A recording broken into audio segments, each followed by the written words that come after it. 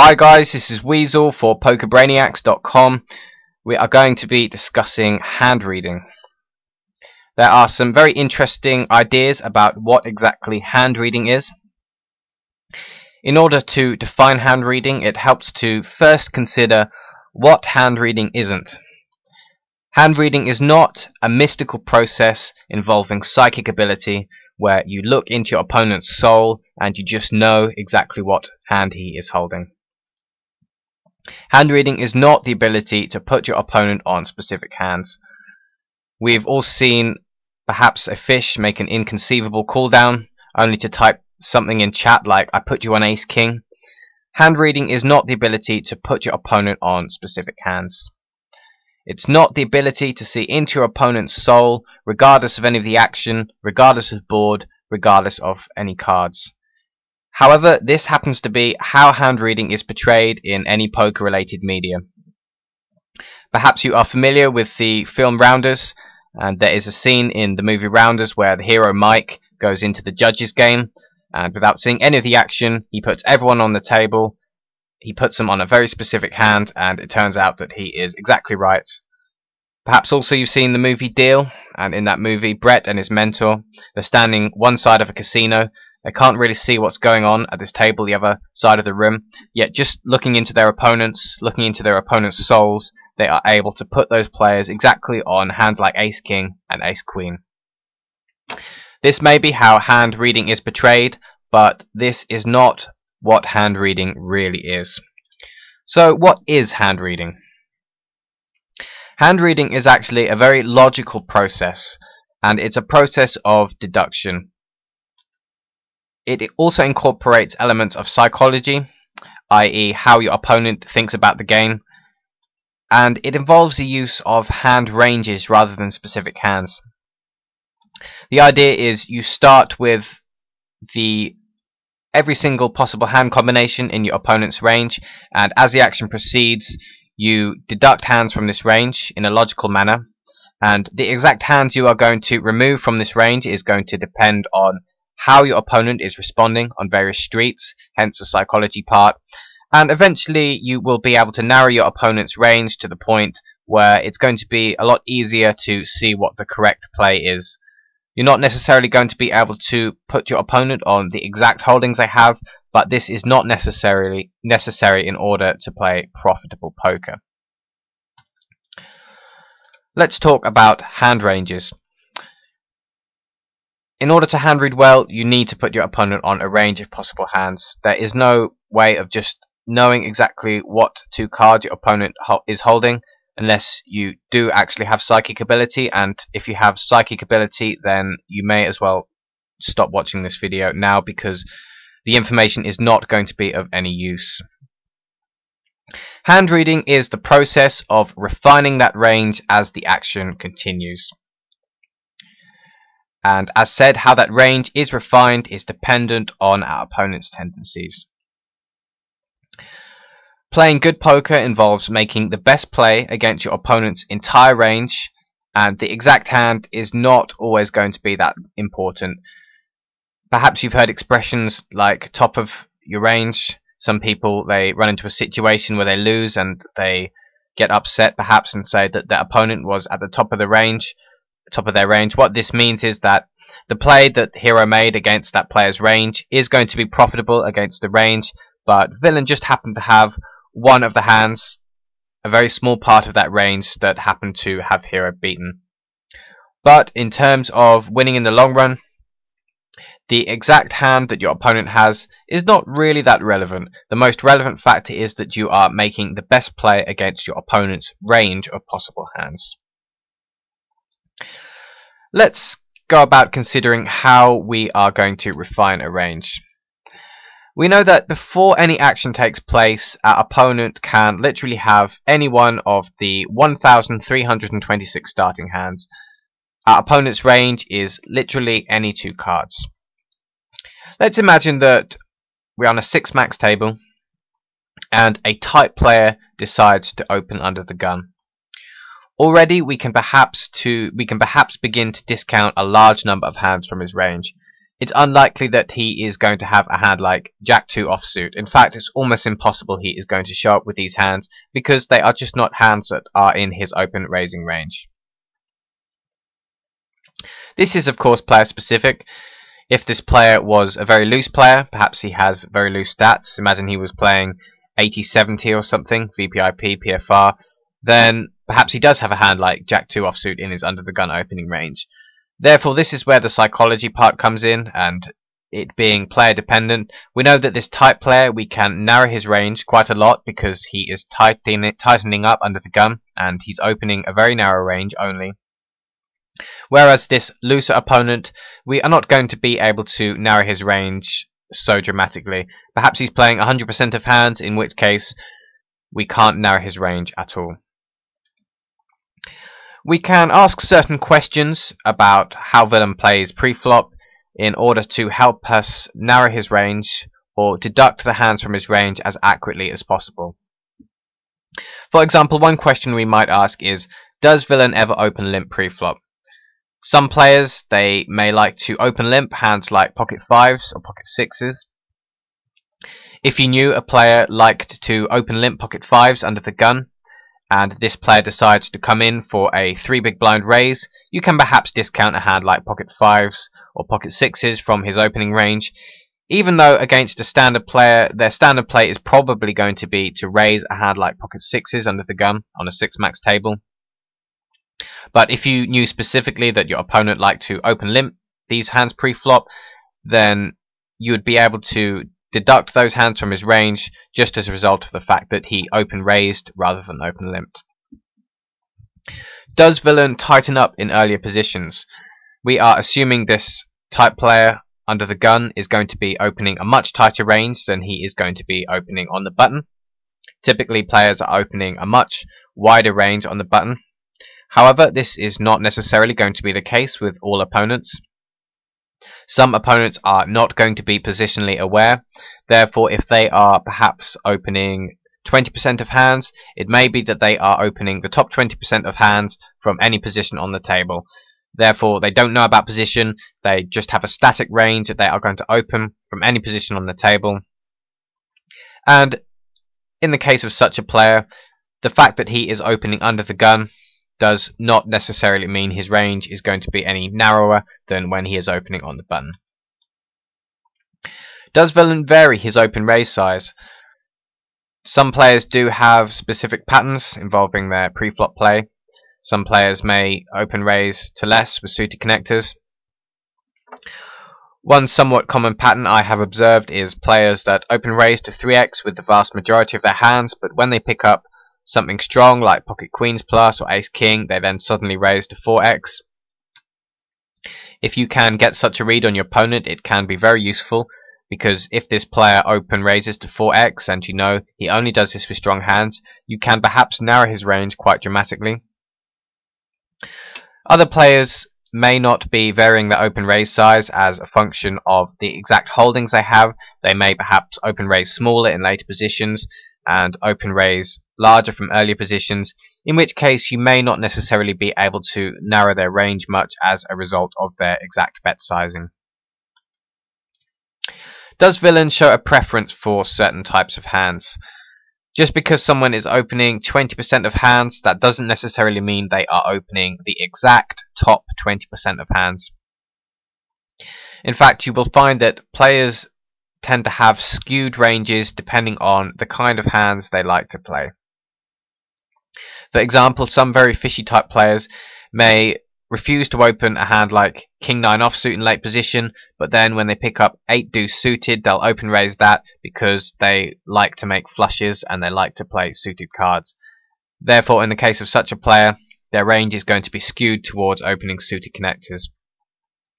In slightly better players, you are obviously not going to see their ranges necessarily skewed that dramatically, but you may notice that they have a tendency to open some types of suited connectors more than others. Perhaps they don't ever like to open suited one gappers, etc. If you can pick up these types of reads on your opponent, again, it's all going to help you narrowing their range after they make an open raise pre-flop. Let's continue theorizing about how we would narrow someone's range, this time on the flop now.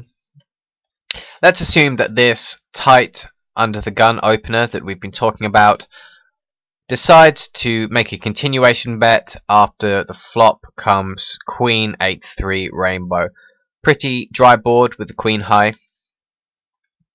How do we narrow his range further when he c-bets? Again, we are going to proceed by attempting to ask the most relevant questions regarding villain's tendencies. Perhaps one very relevant question is, what is villain's flop c-bet percentage going to be? If you've seen the video on c-betting the flop, you will know that there are two types of c-betters. There are qualitative c-betters who only c-bet their very strong hands, or at least hands with some type of value. And then there are quantitative c-betters, and these are the players that c-bet a wide variety of flops, a lot of the time as a bluff, in an attempt to maybe take the pot down. This board, the Queen 8-3, is a board that is typically going to be a good board to c-bet. It's more or less quite dry. There are one or two gut shots out there, but in general it's going to be a good board for a quantitative c-better to fire with pretty much a large amount of his range, in which case you are not necessarily going to be able to narrow his range that much if he c-bets this board. You can perhaps ask a question, does villain distinguish between dry or drawy boards when c-betting? Some players, they know about c-betting and they will c-bet a huge percentage of hands as bluffs, but they won't necessarily differentiate between dry boards and drawy boards. They will just c-bet all types of boards equally. So you can't necessarily narrow their range that well. But other players, they will be c-betting dry boards very frequently as a bluff, but they won't be c-betting drawy boards as often. When that type of player does decide that he wants to c-bet a drawy board, a lot of the time you can assume that he has some part of the board. Whereas on a Queen high dry board, against a lot of players, you unfortunately just cannot narrow their range very dramatically because they are just going to be c-betting a board like this so often. Another question you can ask, does villain like to slow play big hands, i.e. does he like to go for maybe a check call on the flop or maybe a check raise? Does he like to take some type of deceptive line? If this is the case, and you may think, well, what does check calling or check raising have to do with the villain that decides he wants to c-bet? Well, if he's check calling or check raising certain hands, perhaps he likes to take sets, and he likes to take a deceptive line where he check calls with sets. If that player then decides to c-bet, you can take things like sets from his range because you know he's going to be check calling with these hands or maybe check raising with these hands. Therefore, if someone likes to slow play big hands and not c-bet big hands, you know that on average their flop c-betting range is going to be slightly weaker than perhaps another player's. Does villain bet marginal showdown value on the flop? How would villain play a hand like 7-8 on this flop? Would he c-bet or would he try and take some kind of pot control line? What about a hand like pocket 5s?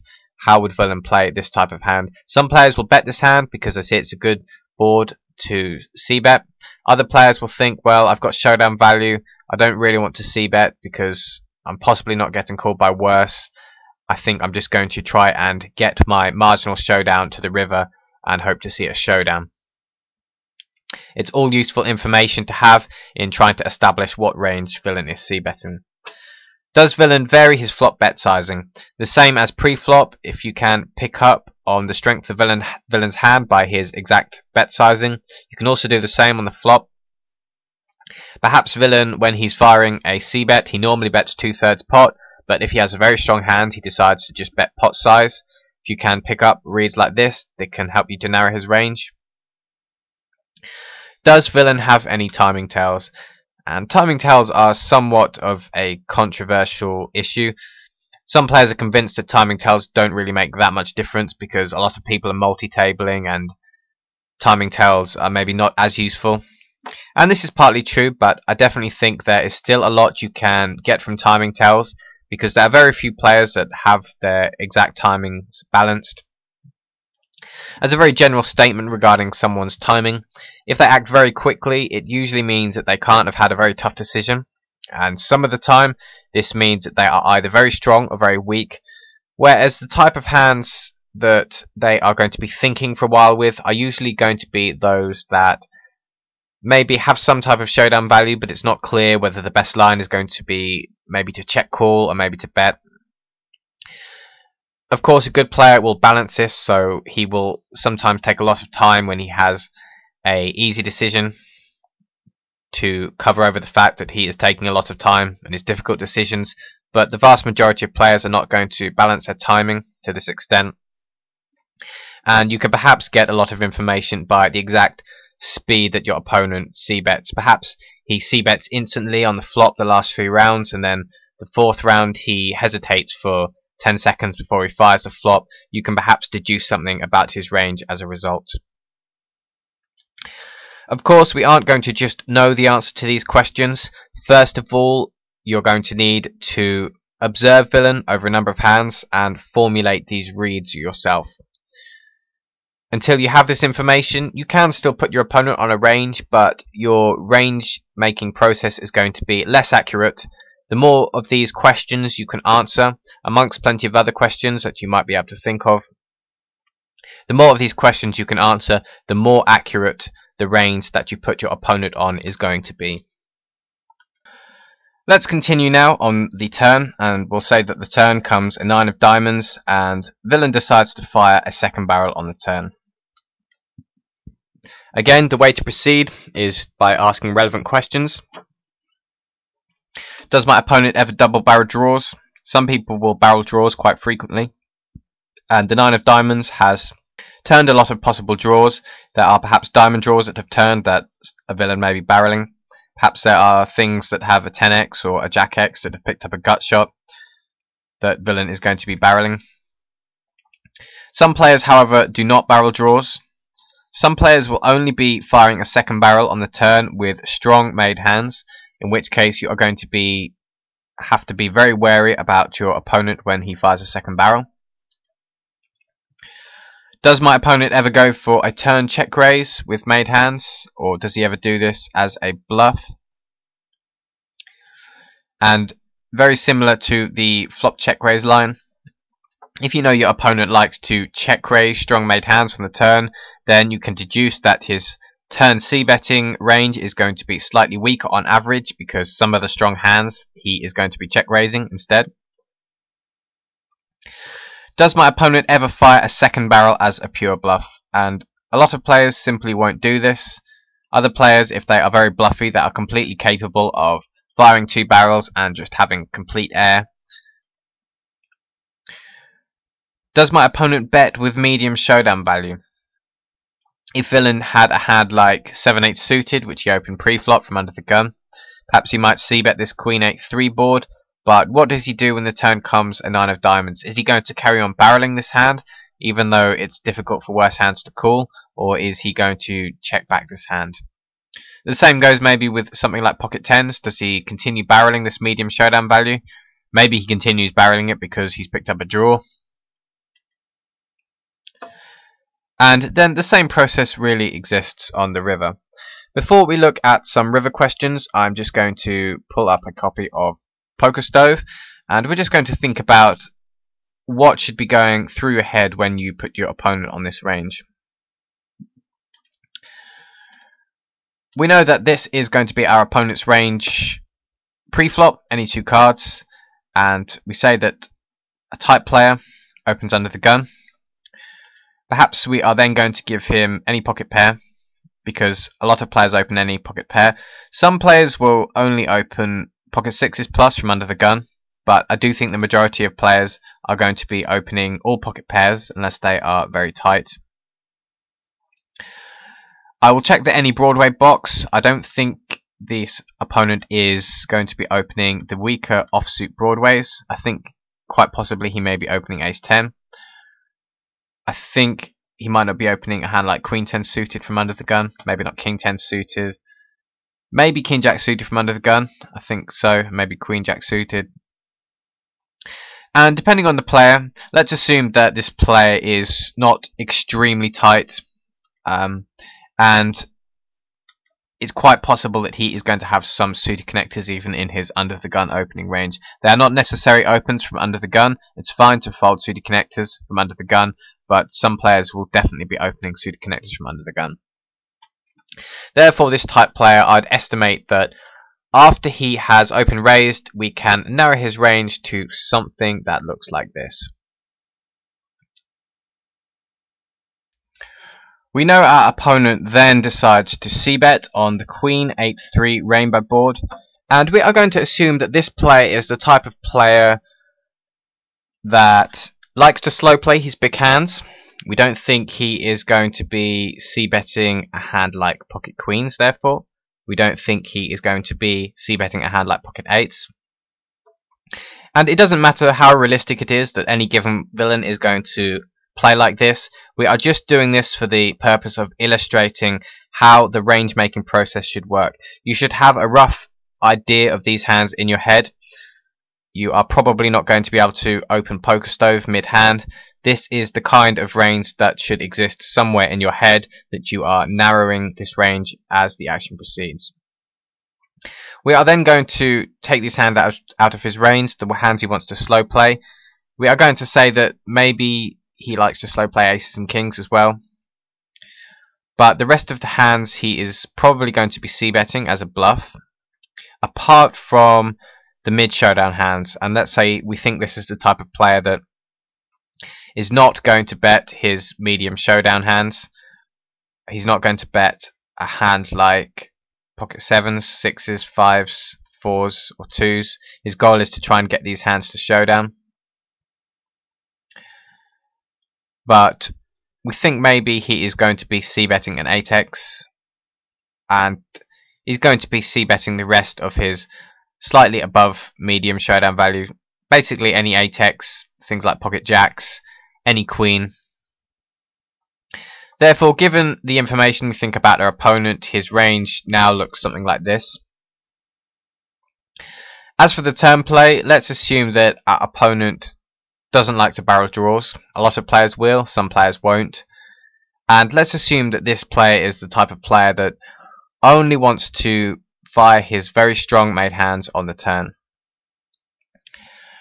And we can see now that if we are drawing this assumption about villain, that some of the hands that he is barreling, he doesn't like to barrel draws, he doesn't like to barrel medium showdown, we can see that we've actually managed to narrow this particular villain's range very specifically in this case, given that we know he is tight on the turn. Against other villains who are going to be barreling a lot of their draws on the turn, their turn betting range is going to be a lot wider. Against this particular villain, already by the turn we've managed to narrow his range to the point where we more or less know exactly what he is holding, if all the tendencies that we have established so far are going to be the case. Of course, this doesn't mean that this is always going to be his exact range. Perhaps he honestly does like to slow play his set, but he decides to mix it up this particular one time and he ends up having a set in this particular case. Or perhaps he does decide to barrel some of his draws, or perhaps he does decide to barrel a hand like pocket jacks. Your range is never going to be 100% accurate, but the more accurate you can make your range, the better you can maximize your value against that range. Okay, let's go on to look at some of the questions that we can ask about river play. And they're very similar questions to the ones we've been asking on the flop or turn. Is my opponent capable of making thin value bets on the river? Some players will only fire the river with a very strong made hand, whereas others are capable of betting for thin value on the river. Is my opponent capable of triple barreling as a bluff? Some players will never fire 3 barrels as a bluff. Some players are not only capable of doing this, but they like to do it often because they like bluffing. Is my opponent only betting strong made hands on the river? As said, some players will only have perhaps the nuts when they fire 3 barrels. Is my opponent capable of intentionally merging his river range? Is my opponent capable of check raising on the river, perhaps as a bluff? Is he capable of doing it for value? We've of course only considered hand reading in a very specific set of situations. In this case, our opponent has been c-betting 3 streets, the flop turn and the river. Perhaps our opponent is going to be donk betting, or he's going to be check raising, or the whole variety of other actions he may be taking on any given street. And you are going to need to formulate similar questions to the ones we've been asking, but tailored to the specific play that villain is making. And so long as you keep asking yourselves these questions, hopefully you can accurately put your opponent on a range. I want to talk briefly about a specific pitfall that usually occurs, especially when people are quite new to the idea of putting people on ranges and hand reading. A common mistake when hand reading is to see that you have good equity against villain's range and decide to take an aggressive action. The important thing to calculate is your equity against that range that continues to your aggressive action, not the specific equity that you have at the time you make the play. For example, if we think back to the Queen 8-3 rainbow board and we see villain firing a c-bet, and perhaps we have Queen Jack offsuit, so we have top pair, marginal kicker. And if I bring up poker, I've input the specific range that we said we thought this particular villain was going to be c-betting on the Queen 8-3 rainbow board, and we can see that our Queen Jack offsuit has 71% equity, given the range that we put villain on. And we may think, great, look at all this equity, I'm going to make a raise. The problem is, if we look at this range that our opponent has, and we think that he is going to be folding anything that, in fact, we didn't say head queen queen, but it's going to be more or less the same. We say he's going to be folding anything that isn't a strong queen. Perhaps once in a while he continues. In fact, we are going to say that his range for continuing against a raise is pretty much going to be this. We said that this particular villain, we didn't necessarily think he had sets in his range, because this particular villain likes to slow play, but again, if he's c-betting his sets, like probably the majority of players will, if he's c-betting his overcards, overpairs, again, which the majority of players probably will, he is going to have these hands in his range also that are going to be continuing to a raise on the flop. Given the hands that are going to continue versus a raise with this slightly weaker c-betting range, we can see that Hero's Queen Jack offsuit is now in very bad shape against a range that continues. So don't make the mistake of raising just because you have a huge amount of equity against that opponent's c-betting range. You need to consider your equity against a range that can continue to the specific play you are making. And I put, however, villain is responding very tightly to a raise, continuing only with perhaps ace queen, pocket eights, pocket threes if they are actually in his c-betting range, and you are going to end up putting yourself in a very bad situation. We are now going to consider some of the various types of hand ranges, and this is going to be very useful when it comes to discussing ranges and helping to narrow villain's range more specifically. Some of the definitions you will see perhaps floating around the forums. A strong range is one that contains relatively few weak hands compared to strong ones. And a weak range contains relatively few strong hands compared to weak hands. The majority of hands in that range are weak hands. A wide range is one that contains a large amount of hands, and typically this is going to be a weak range. A narrow range is a range containing only a few different hands, not many combinations of hands in a narrow range. Usually it's going to be a strong range, but not necessarily. It is in fact possible to have a narrow range containing mainly bluffs.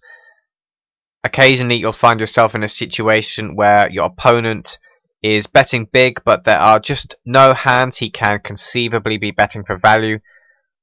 in which case he is going to have a narrow range, but that range is going to pretty much just contain bluffs. A polarized range is one that is split into polar opposites. It typically contains both strong made hands and bluffs, but none of the hands in between. If we open a copy of PokerStove to illustrate a polarized range, perhaps someone is 3-betting a polarized range, and in the range that someone is 3-betting, they are going to have the strong made hands. Perhaps these constitute the strong made hands, and then they are going to have a selection of bluffs. On any street before the river, so pre-flop or on the flop or on the turn, it's not a true polarization effect, because the hands that a player is going to be 3-bet bluffing with are not the worst possible hands you can have. They are going to be hands that are not quite good enough to call with in the case of pre-flop 3-bets, but they are going to have some type of equity nonetheless. In fact, any of the hands around this particular section are going to be hands that a player may quite conceivably have in their 3-bet bluffing range. Just as a very rough example, there can easily be a different selection of hands in here, but hands like Queen 9 suited, King 8 suited, King 6 suited, 10-7 suited, these are the kind of hands that people are bluffing with, but it's unlikely they're going to be bluffing with a hand like 3-2 offsuit, which would be a true polarization, the best hands and the very worst hands, but they are going to bet with some of these hands that have potential but are not necessarily the worst type of hands. But we still refer to this as a polarized range. It contains strong value hands and it contains bluffs. But the hands in between, perhaps some of the slightly weaker hands like Ace Queen or Ace Jack suited or King Jack suited, these hands are not in the range, that not necessarily in a polarized 3-betting range in the example of 3-betting, and these hands are probably going to be flat called pre-flop. However, once you reach the river, you are usually going to observe a true polarized effect, where mid-strength hands are the ones that players are going to be using to bluff catch on the river a lot of the time, if they're not strong enough to go for value. But the hands that are going to be betting on the river are the very best hands, and then the very worst hands that have absolutely no shot of winning at showdown. Even on the turn, you won't necessarily get pure polarization, because it makes sense for people to semi-bluff with various hands rather than pure bluff. If they're going to fire a certain amount of second barrels on the turn as bluffs, they may as well pick the hands that are going to have the most equity in the long run, and they may as well discard the complete bottom end of their range.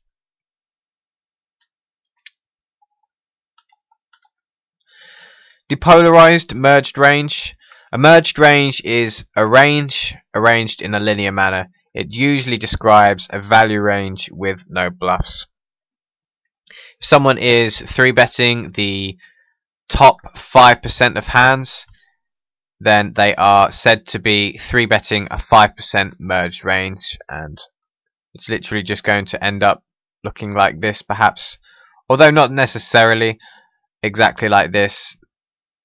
As discussed, people end up showing preferences towards certain types of hands. For example, if I just select 5% in PokerStove, it's giving me pocket 8s plus, and it's giving me some of these broadways as well. And sure, someone may in fact be 3-betting this as their 5% merged value range. Other players will be 3-betting 5%, but they won't be 3-betting 8s, 9s, 10s, maybe even jacks. They'll be 3-betting these hands instead. And if that ends up being almost 5% again. And both of those ranges can be said to be merged ranges, because there aren't any bluffs in them. They are value ranges, but depending on a player's specific preference, these ranges may appear in slightly different forms. One player might like to 3-bet pocket pairs a bit more. One another player may show a preference toward broadways. But the idea behind a merged range is it is the top so many percent of hands, and there aren't going to be any bluffs. You will often see the term weighted towards, and this implies that a range has some particular hand combinations that appear more frequently than others.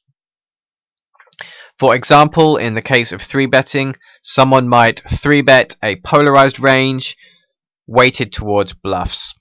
If it's a polarized range, we know that it's going to have some value and some bluffs, but if we say it's weighted towards bluffs, it might have perhaps twice as many bluffs as it does value hands.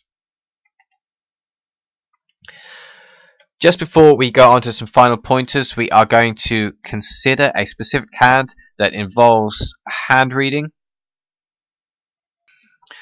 Okay, in this specific hand, Hero is in the cutoff and he has ace-8 suited, and our opponent is on the button. Hero decides to raise it up to 4x from the cutoff, and he gets called by Villain.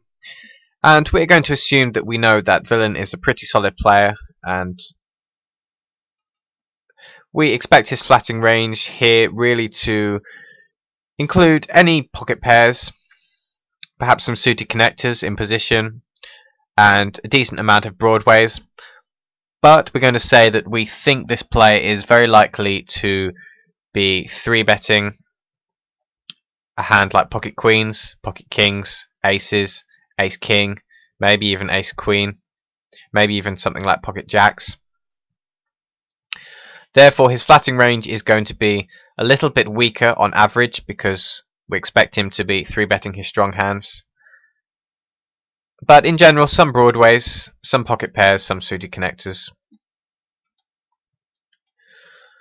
The flop comes Jack 9-8, which is not necessarily a very good board to c-bet. However, it seems likely that Villain is going to be folding if he has a hand that has not connected with this board.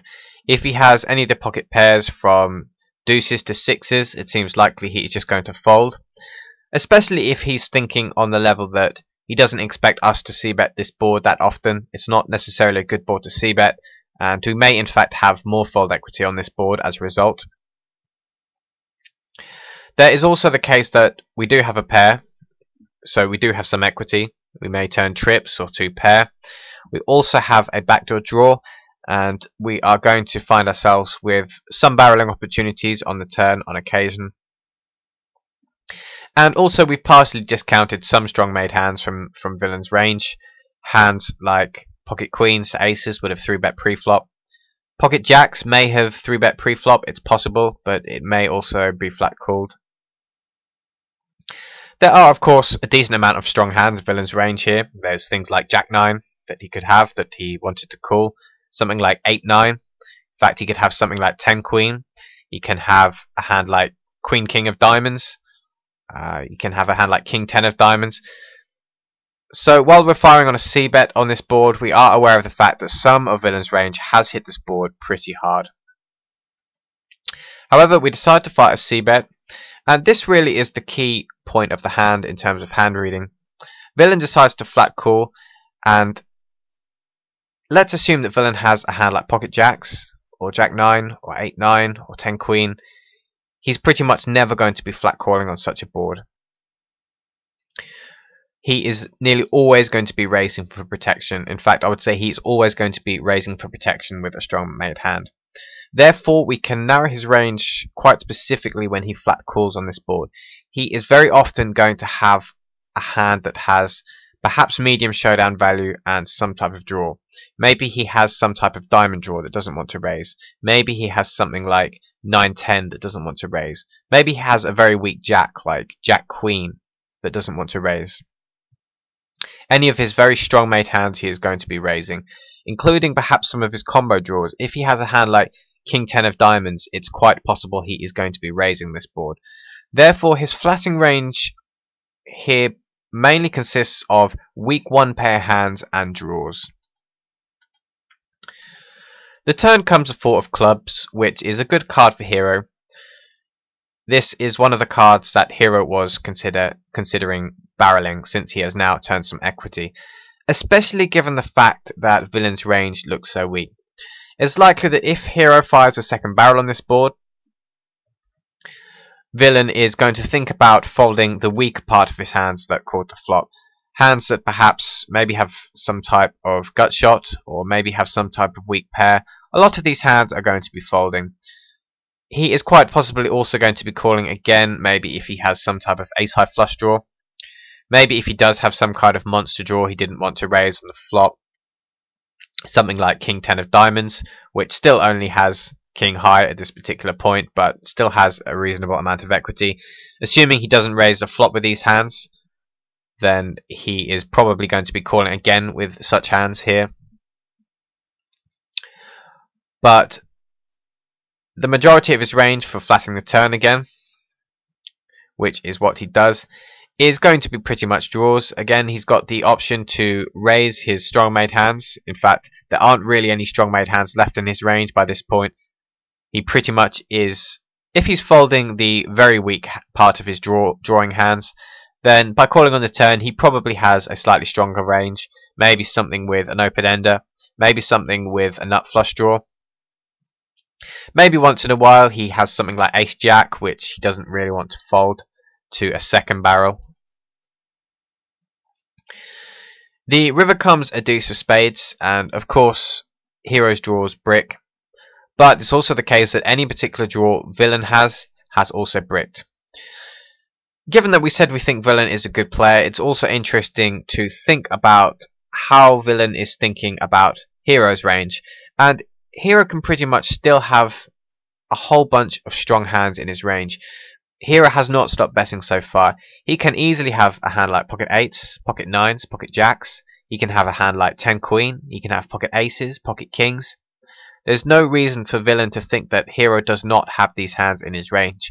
However, villain on the other hand pretty much never has his hands in his range because he is likely going to be raising the flop, or in the case of a hand like aces or kings, he is going to be 3-betting pre-flop. If villain does have a hand that's now missed, perhaps he has a busted diamond draw, he is probably going to be folding.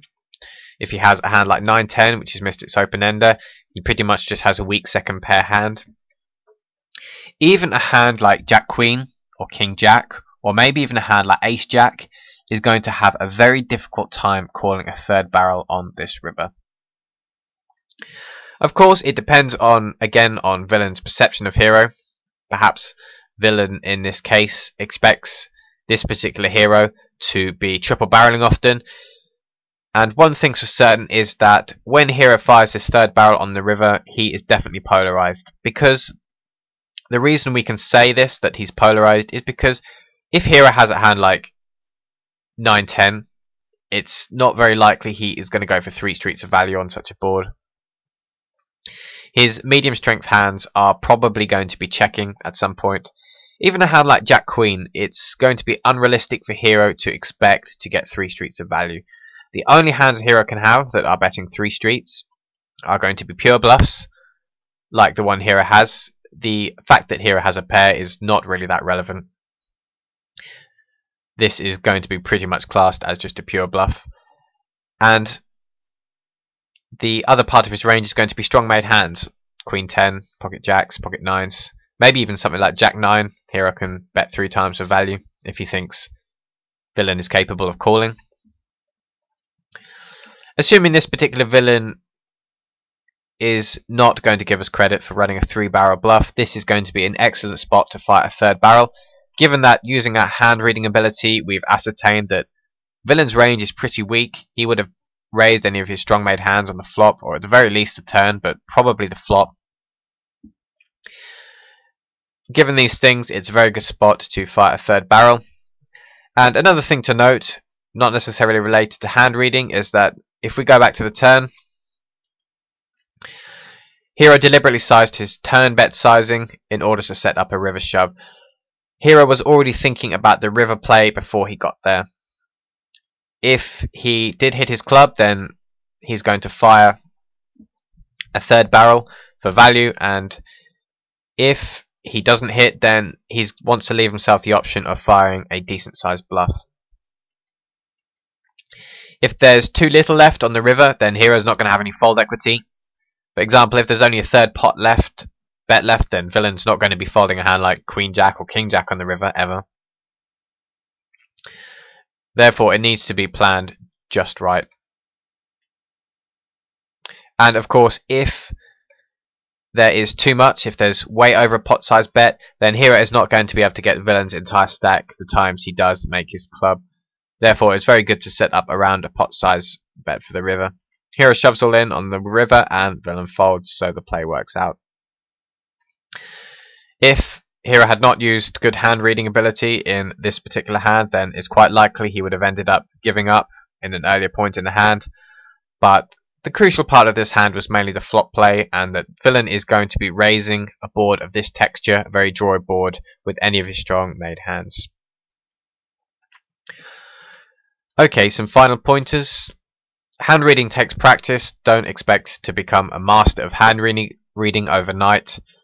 It takes many years, and you're never going to be a master of hand reading. It's just something that you constantly get better and better at as you go throughout your life, but there's always going to be room for improvement, and there's always subtle changes in game dynamics that are occurring as the game of poker evolves. The games that you have at the tables now are a lot different from the games that would have been at the tables 5 years ago, and as a result, the kind of ranges you put someone on as they make different plays are going to constantly evolve as the games change. As pretty much discussed in the video, accurate hand reading involves an understanding of villain's tendencies. These can only be gained by observing villain.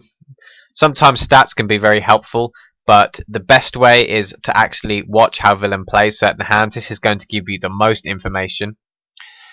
You can hand read against unknown players, but it's never going to be as accurate as it might be if you are hand reading against a player who you know their tendencies inside out. If you know someone's game really well, then you can sometimes come up with surprisingly accurate ranges, assuming that they are not adjusting their ranges, given that they know that you know various things about their game. Also, as seen, we can use software such as PokerStove to improve your hand reading ability. It may not be practical to open a copy of PokerStove mid-game and to start putting in ranges because you will probably run out of time.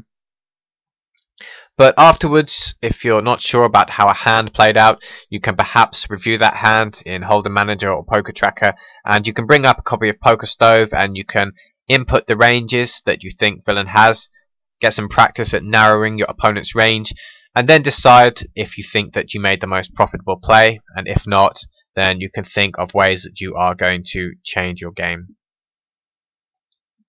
I hope this has been a useful introduction to hand reading. This has been Weasel for PokerBrainiacs.com. Thanks for watching.